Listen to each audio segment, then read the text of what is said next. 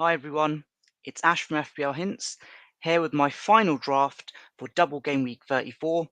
As always, if you're able to like, share and subscribe, that will be greatly appreciated.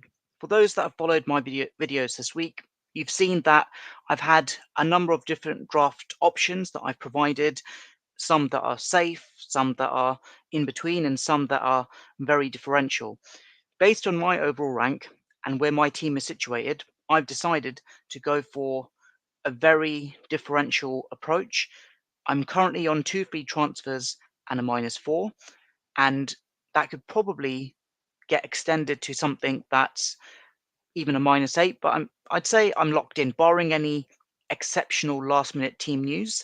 This is going to be my team for double game week 34, and I really can't look beyond it. I could have gone even more differential, but there's a reason for each of my picks.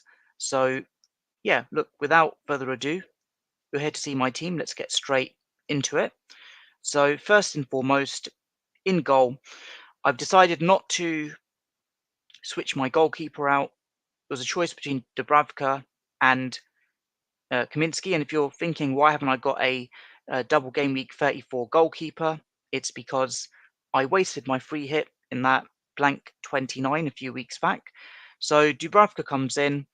Well, I say comes in, he keeps his place. He's actually had a good run of form of late with a couple of clean sheets in his past 2 games, 15 points. Can't really complain. And with Kaminsky, he's really hardly kept any clean sheets at all this season. So obviously made sense to keep Dubravka in. And of course, Dubravka has his own double game week coming up for Newcastle United in double 35. And he's actually got a favourable run of games as well, as we can see there with Sheffield United, Burnley, and that double will be, just confirm it here for you. Sorry, that doubles in 37 for him, Brighton and Manchester United. So you're happy with him in goal. If he blanks, don't really care. He's 4.2 million for a reason. On to the defence now.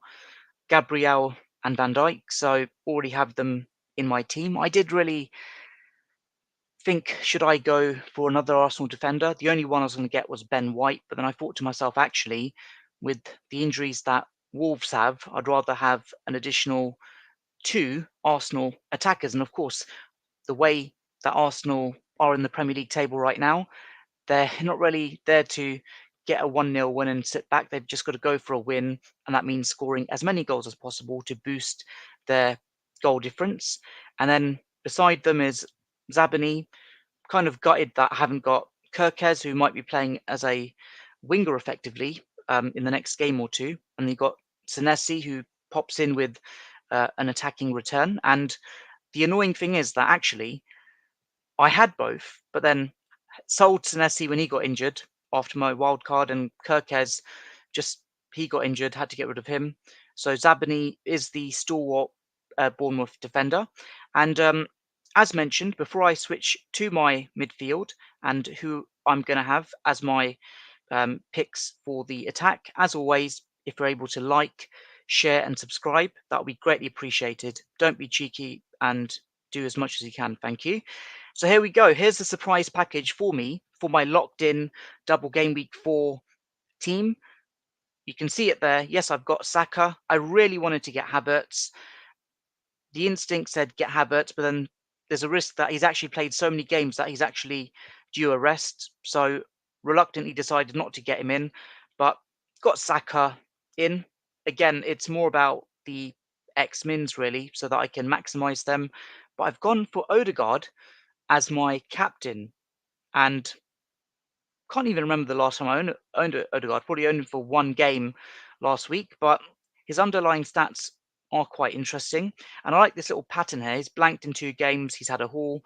He's blanked in 2 games, he's had a haul. He's blanked in a game, he's had a haul. So he does get a haul every now and then for Arsenal. He's not getting like lots of returns every game week. So I'm kind of hoping that with ODEGAARD against this weak Wolves team, I'm hoping that he can do something. And there's a very interesting tweet that I saw, which kind of further validated why I've got Odegaard in my team. I'm going to just bring it up on screen here. And it's a very interesting XG XA stat, I believe. So here it is.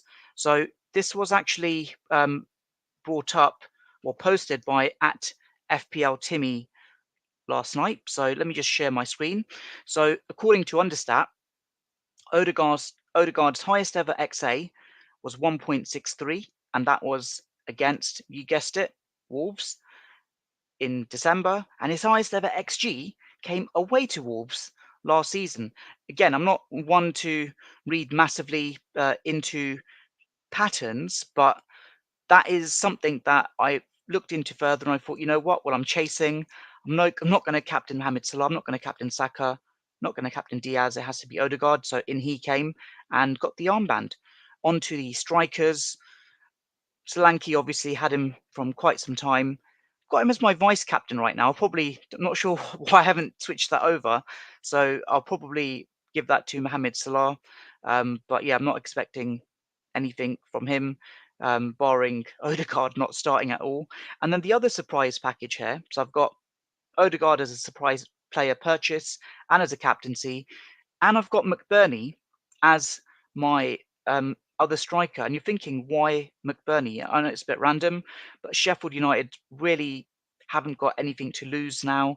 He's actually scored in their last two games, and Sheffield United actually have a very good goal scoring record of late at home, whereas for most of the season they've barely scored at home.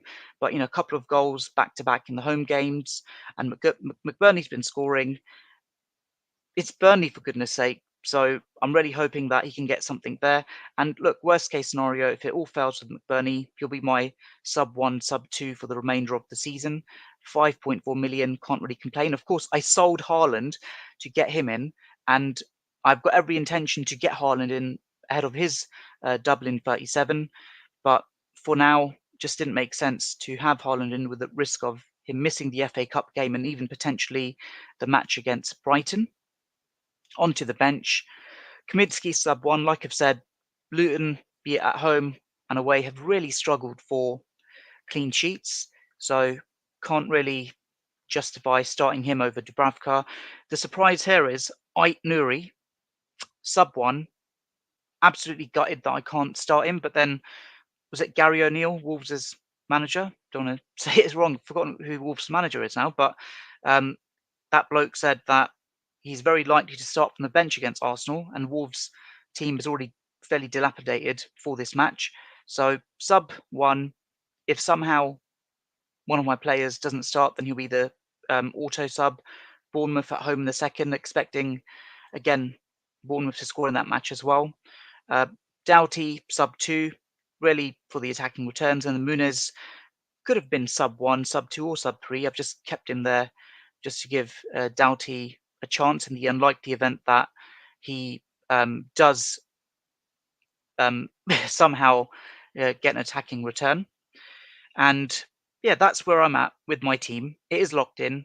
The only change I'll probably make, is the vice captaincy, which is on Solanke right now. I'll probably give it to Mohamed Salah or Luis Diaz. And of course, one thing that I've got that other free hitters don't have is I've got Cole Palmer, beg your pardon, in my team. And of course, for 1 week against Arsenal, many will probably think they can get away with it. But then when he scored 26 points, a 20-point haul, 15-point haul, 13-point haul in his last few games, just seems a bit nuts, really, to not start him in your own FPL teams. So I couldn't really justify going without him. And of course, if I had that extra double game week player, I probably would have ditched Palmer. And I really just couldn't justify any other midfielder attacker. I just about justified McBurney. Yeah, it could have been Mateta quite easily, but I felt McBurney's got something to play for. He's got a bit of form. Odegaard, Saka, they'll be quite down that they crashed out of the Champions League, but something to play for. And with the opposition that they've got in the double, that you'd expect Arsenal to be more likely to score more goals and to keep clean sheets in these games and beyond. And I'm not really expecting much for the defence, but I guess we'll see what happens. So there you have it. That is my double game week 34 team that I've locked in for this game week. Let me know in the comments below what you think. Is it too differential? Is it not differential enough? Have I got the right idea based on my overall rank? Or is it simply just a bit boring?